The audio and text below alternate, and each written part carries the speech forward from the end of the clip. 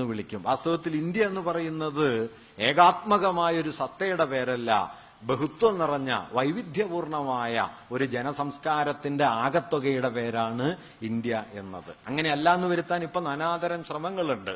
ഇതൊരൊറ്റ കല്ലി കൊത്തിയെടുത്ത സാധനമാണെന്നും ഇതിലൊരു വൈരുദ്ധ്യമില്ല എന്നും, വൈരുദ്ധ്യം ഉണ്ടെന്ന് പറഞ്ഞാൽ നിങ്ങൾ ദേശദ്രോഹിയാണ് എന്നുമൊക്കെ വാദിക്കാനുള്ള വലിയ ശ്രമങ്ങൾ നടക്കുന്ന കാലത്ത് വാസ്തവത്തിൽ ഇത് കൂടുതൽ ഓർക്കേണ്ടതുണ്ട്. കാരണം ഈ ദേശീയത എന്ന് പറയുന്നത് വാസ്തവത്തിൽ വളരെ അപകടം പിടിച്ചിട്ടുള്ള ഒരു കാര്യമാണ്. എപ്പോഴാണ് ഇത് ഫാസിസം ആവുക എന്ന് പറഞ്ഞുവിടാ. അതുകൊണ്ട് ലോകത്ത് ഫാസിസത്തെ കുറിച്ച് നടന്ന ചർച്ചകളിൽ എല്ലാവരും പറയുന്ന ഒരു കാര്യമുണ്ട്, അതിതീവ്രമായ ദേശീയ ബോധം എപ്പോ വരുന്നുണ്ടോ അപ്പൊ നിങ്ങൾ ഫാസിസത്തെ കരുതിക്കൊള്ളണം എന്നാണ്. അതുകൊണ്ടാണ് നമ്മുടെ വലിയ ദേശീയ നേതാക്കളിൽ ചിലരൊക്കെ ദേശീയത എന്ന ആശയത്തിന്റെ നല്ല വിമർശകരായിട്ടും നിലകൊണ്ടത്. ഇതൊക്കെ ഇപ്പൊ കൂടുതൽ ഓർക്കണം. ടാഗോർ നമ്മുടെ ദേശീയ ഗാനത്തിന്റെ രചയിതാവാണ്, പക്ഷെ ടാഗോർ ദേശീയതക്കെതിരായിരുന്നു. അദ്ദേഹത്തിന്റെ ഒരു വാക്യം ഇങ്ങനെയാണ്: patriotism is not my spiritual shelter, my refuge is humanity. രാജ്യസ്നേഹം എന്റെ ആത്മീയ അഭയമല്ല, എന്റെ അഭയം മനുഷ്യവംശം. ഐ വിൽ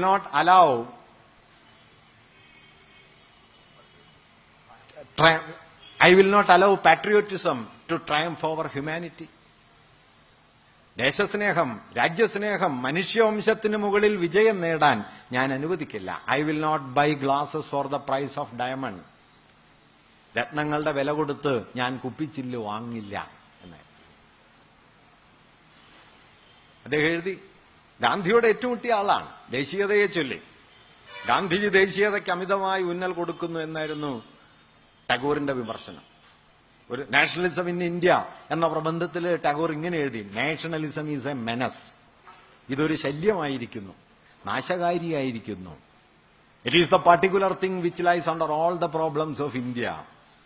ഒരുപക്ഷെ ഇക്കാലത്തിന് വേണ്ടി എഴുതിയതായിരിക്കും. കവികൾ ക്രാന്തദർശികളാണല്ലോ. ഇന്ത്യ നേരിടുന്ന എല്ലാ പ്രശ്നങ്ങളുടെയും അടിസ്ഥാനം അതായി മാറിയിരിക്കുന്നു എന്ന് അദ്ദേഹം അന്ന് എഴുതി. ഇങ്ങനെ ദേശീയതയെ അതിനിശിതമായി വിമർശിച്ചുകൊണ്ടാണ് ടാഗോർ നിലകൊണ്ടത്. നമ്മൾ ടാഗോറിനോട് പ്രതികാരം ചെയ്ത് എങ്ങനെയാണെന്ന് വെച്ചാൽ മൂപ്പരെ തന്നെ ദേശീയ മഹാകവിയാക്കി.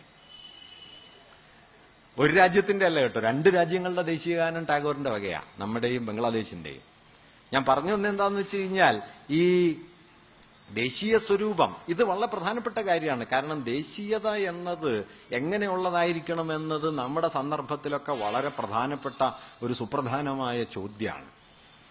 നിങ്ങൾ ഇപ്പൊ കേസരി ബാലകൃഷ്ണപിള്ള കേരളത്തിൽ ജീവിച്ചിരുന്ന ഒരാളാണ്. അദ്ദേഹം ദേശീയതയെ അതിനിശിതമായി എതിർത്ത ഒരാളായിരുന്നു. കലാമണ്ഡലത്തിന് പിരിവിന് വേണ്ടി വള്ളത്തോൾ ഇറങ്ങിയപ്പോ ഗദർ ധരിച്ച് കലാമണ്ഡലത്തിന് വേണ്ടി പിരിവിനിറങ്ങിയ വള്ളത്തോളിനെ കേസരി വിമർശിക്കുന്നുണ്ട്. അദ്ദേഹം പറയുന്നത്, നിങ്ങൾ കലാമണ്ഡലത്തിന് വേണ്ടി പിരിവ് നടത്തുന്നത് നല്ലതാണ്, പക്ഷേ ദേശീയതയുടെയും സങ്കുചിതമായ രാജ്യബോധത്തിന്റെയും അടയാളമായ ഖദർ ധരിച്ച് പിരിവ് നടത്തിക്കൂടാ, കലകൾക്ക് ദേശീയ ഉള്ളടക്കമില്ല. അതുകൊണ്ട് കലാമണ്ഡലം നല്ലതാണ്, കഥകളി നല്ലതാണ്, പക്ഷെ ഖദറിട്ട് പിരിവ് നടത്തിക്കൂടാ എന്നായിരുന്നു കേസരി പറഞ്ഞത്. അന്ന് വള്ളത്തോൾ കവിത എഴുതിയല്ലോ: ഭാരതം എന്ന പേർ കേട്ടാൽ അഭിമാനപൂരിതമാകണം അന്തരംഗം, കേരളം എന്ന് കേട്ടാൽ തിളക്കണം ചോര നമുക്ക് ഞരമ്പുകളിൽ എന്നൊക്കെ വന്ന സമയത്ത് കേസരി ചോദിച്ചു, അപ്പൊ തൃശ്ശൂർ എന്ന് കേട്ടാൽ എന്ത് ചെയ്യും? ഭാരതം എന്ന് കേൾക്കുമ്പോൾ അഭിമാനപരിതവും കേരളം എന്ന് കേൾക്കുമ്പോൾ ചോര തിളക്കുകയും ചെയ്താൽ തൃശ്ശൂർ എന്ന് കേൾക്കുമ്പോൾ കുറച്ചുകൂടി വികാരം കൂടണമല്ലോ. അങ്ങനെ കൂടി അവനവന്റെ തറവാട്ട് പേര് കേൾക്കുമ്പോൾ നിക്കക്കള്ളി ഇല്ലാണ്ടാവില്ലേ?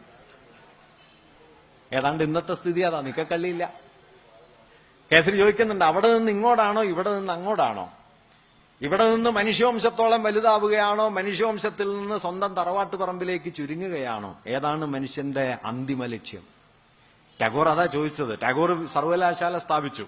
സർവകലാശാലയുടെ ലക്ഷ്യവാചകമായിട്ട് ടാഗോർ എടുത്തത് യജുർവേദത്തിലെ ഒരു മന്ത്രഖണ്ഡാണ്: എത്ര വിശ്വം ഭവത്യേകനീടം, ഈ ലോകം ഒരു പക്ഷിക്കൂടായി തീരട്ടെ. ടാഗോറിനോട് ആളുകൾ ചോദിച്ചു, ഇതാണോ സർവകലാശാല? ഇതാണോ വിജ്ഞാനം? എത്രയോ വിജ്ഞാനത്തെക്കുറിച്ചുള്ള മഹത്തായ ആശയങ്ങൾ ഇന്ത്യയിലുണ്ട്. നിങ്ങൾ അതൊന്നും എടുക്കാതെ ഇങ്ങനെ കാൽപ്പനികമായ ഒരു ആശയം വിജ്ഞാനവുമായി കൂട്ടിയിണക്കുന്ന എന്തിനാണ്? ഇപ്പൊ ടാഗോർ പറഞ്ഞ ഉത്തരം വാസ്തവത്തിൽ ഇതാണ് വിദ്യാഭ്യാസത്തിന്റെ അവസാന ലക്ഷ്യം. ഒരു പക്ഷിക്കൂട് പോലെ വാത്സല്യം നിർഭരമായി, സ്നേഹമസൃണമായി, കന്മഷവും കാലുഷ്യവുമില്ലാത്ത ഒന്നായി ഈ ലോകത്തെ മാറ്റി തീർക്കുന്നതിനുള്ള പ്രേരണാശക്തിയാകുമ്പോഴാണ് വിദ്യാഭ്യാസം ശരിയായിത്തീരുന്നത്. അല്ലാത്തപ്പോഴൊക്കെ അത് പൂർത്തിയാകുന്നില്ല. അദ്ദേഹം പറയുന്നുണ്ട്, നിങ്ങൾക്ക് വിദ്യാഭ്യാസത്തിൽ പല ഇടത്താവളങ്ങളും കാണാൻ പറ്റും. അത് നിങ്ങൾക്ക് ബിരുദം തരും, അത് നിങ്ങൾക്ക് പദവി തരും, അത് നിങ്ങൾക്ക് സമ്പത്ത് കൊണ്ടുവരും, സാമൂഹ്യ പദവി കൊണ്ടുവരും. പക്ഷെ അതൊന്നും വിദ്യാഭ്യാസത്തിന്റെ അവസാന ലക്ഷ്യമല്ല. അവസാന ലക്ഷ്യം ഏകനീടം, ഈ ലോകം ഒന്നായി തീരണം, ഒരു കിളിക്കൂട് പോലെ സ്നേഹനിർഭരമായി തീരണം. ഞാൻ പറഞ്ഞു വരുന്നത്, ദേശീയത എന്ന ആശയത്തെ ഇങ്ങനെ കണ്ട ഒരു കാലം ഉണ്ടായിരുന്നു. അങ്ങനെ കണ്ടതുകൊണ്ടാണ് നമ്മുടെ വലിയ കവികളിൽ ചിലർക്ക് തന്റെ രാജ്യം മാത്രമല്ല എന്ന് തോന്നിയത്. ഇപ്പൊ ദേശീയ സ്വാതന്ത്ര്യ സമരത്തിൽ പങ്കെടുത്ത നമ്മുടെ വലിയ കവികളുള്ള ഒരാളായിരുന്നു NV കൃഷ്ണവാര്യർ. NV എഴുതിയ ഒരു കവിതയുടെ പേര് ആഫ്രിക്ക എന്ന. എങ്ങോ മനുഷ്യന് ചങ്ങല കയ്യിൽ അങ്ങൻ കയ്യുകൾ നൊന്തിയിടുന്നു, എങ്ങോ മർദ്ദനം അവിടെ പ്രഹരം വീഴുവതെന്റെ പുറത്താവുന്നു. ആ കവിത അവസാനിക്കുന്നത്, ഇന്ന് ആഫ്രിക്ക ഇതൻ നാട്, അവളുടെ ദുഃഖത്താലേ കരയുന്നു ഞാൻ. ഏതാണ് രാജ്യം? കീഴരിയൂർ ബോംബ് കേസിലെ പ്രതിയായി തീർന്ന ആളാണ് കേട്ടോ NV കൃഷ്ണവാര്യർ. വെറുതെ ഇരുന്ന് കവിത എഴുതിയ ആള് മാത്രമല്ല. 1942 ക്വിറ്റ് ഇന്ത്യ സമരത്തിൽ പങ്കെടുത്ത് ബോംബ് കേസിലെ പ്രതിയായ ഒരാളാണ്. കേരളം കണ്ട ഏറ്റവും വലിയ സംസ്കൃത പണ്ഡിതൻ. കാലടിയിലെ സംസ്കൃത വിദ്യാശാലയിൽ രാജാവിനെ സ്തുതിക്കുന്ന ദേശീയഗാനം പാടണം, രാജസ്തുതി ഗാനം എല്ലാ ദിവസവും പാടണം എന്ന് പറഞ്ഞിരുന്ന സമയത്ത് ഈ സംസ്കൃത ഗാനം പാടിയിട്ട് കാര്യമില്ല, ദേശാഭിമാനത്തിന്റെ ഒരു ഗാനം പാടണം എന്ന് പറഞ്ഞ് വേറൊരു ഗാനം ഉണ്ടാക്കി കുട്ടികളെ പാടിപ്പിച്ചതുകൊണ്ട് സ്കൂളിൽ നിന്ന് പുറത്താക്കപ്പെട്ട ആളാണ് കൃഷ്ണവാര്യർ. അങ്ങനെ ദേശീയഗാനം പുറത്താവാനുള്ളതാണ് എന്ന് ആദ്യം തെളിയിച്ച ഒരാളാണ്. അദ്ദേഹം വലിയ പോരാളിയായിരുന്നു. ഒളിവ് ജീവിതം നയിച്ച ആളാണ്. ഒളിവിൽ നടക്കുന്ന സമയത്ത് സ്വന്തം പോക്കറ്റിലെ തുണിസഞ്ചിയില് ഒരു കല്ലച്ച് കൊണ്ട് നടക്കുകയും ഒളിത്താവളങ്ങളിലിരുന്ന് പത്രം അച്ചടിക്കുകയും സ്വതന്ത്ര ഭാരതം എന്ന പേരുള്ള പത്രം താൻ നടക്കുന്ന സ്ഥലങ്ങളിലൊക്കെ വിതരണം ചെയ്തുകൊണ്ട് ജീവിക്കുകയും ചെയ്ത ഒരാളായിരുന്നു NV. ഇന്ത്യക്ക് എന്ത് സംഭവിക്കാൻ പോകുന്നു എന്ന് NVക്ക് അന്നറിയായിരുന്നു. ഇന്ന് തിരിഞ്ഞു നോക്കിയാൽ വലിയ ഒരു ഉൾക്കാഴ്ചയാണ്. 1950കളിൽ എഴുതിയല്ലോ, അരിവാങ്ങാൻ ക്യൂവിൽ തിക്കി നിൽക്കുന്നു ഗാന്ധി, അരികെ കൂറ്റൻ കാറിലേറി നീങ്ങുന്നു ഗോഡ്സെ.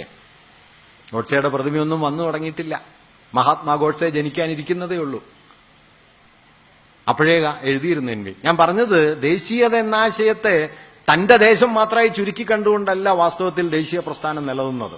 കേരളത്തിലെ വലിയൊരു കവിയുണ്ട്, എടശ്ശേരി ഗോവിന്ദൻ നായർ, ദേശീയ കവിയാണ്, ഗാന്ധിയനാണ്. അദ്ദേഹം ഒരു കവിത എഴുതി, കുടിയിറക്കം.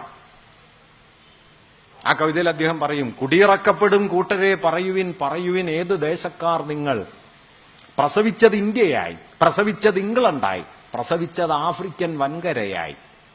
അതുകൊണ്ടെന്തുണ്ട് ആർക്കാനും ഉടമയോരാത്ത ഭൂപടമേലും പാഴ്വരയ്ക്കർത്ഥമുണ്ടോ? ഭൂപടത്തിലൊരു വരയല്ല കേട്ടോ ദേശീയത. അതുകൊണ്ടെന്തുണ്ട് ആർക്കാനും ഉടമയോരാത്ത ഭൂപടമേലും പാഴ്വരയ്ക്ക് അർത്ഥമുണ്ടോ?